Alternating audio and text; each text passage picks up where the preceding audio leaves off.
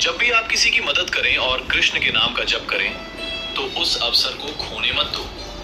हो सकता है कि भगवान आपके माध्यम से किसी की प्रार्थना का उत्तर दे रहे हों। लोग कहते हैं ना, पैसा लगे ना खर्चा, रोज करो शिव चर्चा। आप सभी शिव भक्तों का बड़ा भाग्य है जो आज आपको शिव चर्चा की एक अद्भुत और सच्ची कहानी सुनने का अवसर मिला है। आज मैं आपको एक ऐसी शिव चर्चा की कथा सुनाने जा रहा हूं जिसे सुनकर आपका हृदय भक्ति रस से भर जाएगा। भोलेनाथ की कृपा से आपके घर में सुख शांति का वास होगा, सभी संकट दूर होंगे और जीवन में खुशहाली आएगी। इस कथा में आप देखेंगे कि कैसे अहंकार मनुष्य को पतन के गर्त में धकेल देता है और कैसे विनम्रता और भक्ति उसे उठाकर ऊंचाइयों तक ले जाती है। किसी समय की बात है, एक बहुत बड़े और समृद्ध नगर में एक अत्यंत धनी साहूकार रहता था। उसका नाम धनपाल था। उसकी ख्याति केवल उस नगर में ही नहीं बल्कि आसपास के सभी राज्यों में फैली हुई थी। लोग कहते थे कि साहूकार धनपाल के पास इतना धन है कि 7 पीढ़ियां भी उसे खर्च नहीं कर सकती। उसके पास सोने चांदी से भरे अनगिनत संदूक थे जो उसकी हवेली के तहखानों में सुरक्षित रखे हुए थे।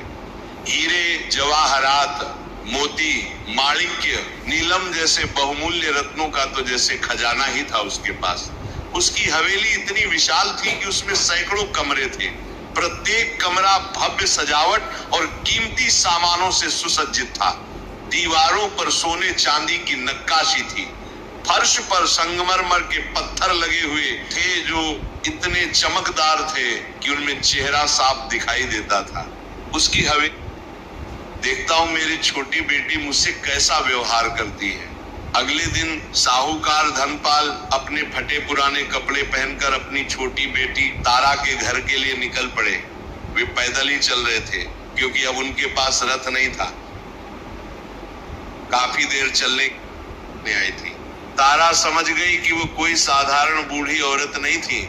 उसके मन में श्रद्धा जागी। उसने मन ही मन भगवान को प्रणाम किया। साथ रहते हैं। साहूकार धनपाल का सारा धन खो गया, लेकिन जब उन्होंने भगवान की भक्ति शुरू की तो उन्हें शांति मिली। तारा का सब कुछ खो गया, लेकिन जब उसने भगवान शिव की शरण ली तो उसे सब कुछ वापस मिल गया। इसलिए धन से ज्यादा महत्वपूर्ण है भक्ति। तीसरी शिक्षा यह है कि माता पिता की सेवा सबसे बड़ा धर्म है। सरला ने अपने पिता की मुसीबत के समय में उनकी सेवा की, इसलिए